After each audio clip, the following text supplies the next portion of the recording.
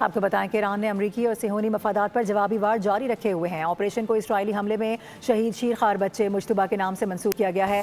آپ کو یہ بتا دیں کہ ایرانی میزائل نے اسرائیل میں خاصے نقصانات کی اطلاعات سامنے آ رہی ہیں۔ مشرق وسطی میں امریکی اڈوں پر بھی حملے کیے گئے ہیں۔ بغداد میں امریکی سفارت خانے پر شدید حملہ ہوا۔ صہیونی اور امریکی اتحاد کے خلاف ایران کا آپریشن وعدہ صادق 4 جاری رہا۔ یہ حملے رمضان کے دوران اپنی والدہ کی گود میں شہید ہونے والے شیرخوار بچے مجتبیٰ کے نام منسوب کیے گئے۔ پاسداران انقلاب نے مقبوضہ علاقوں میں اسرائیلی کمانڈ اینڈ کنٹرول مراکز، دفاعی و مواصلاتی نظام کو نشانہ بنایا۔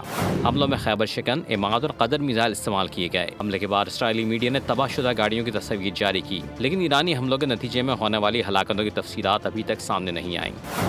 ایران نے ایک بار پھر قطر میں امریکی اڈے العدیر بیس پر ڈرونز اور میزائل داغے۔ بغداد میں امریکی سفارت خانے پر ڈرون اور راکٹوں کی بارش کر دی۔ حملہ عراق میں اب تک کی شدید کارروائی بتایا جا رہا ہے۔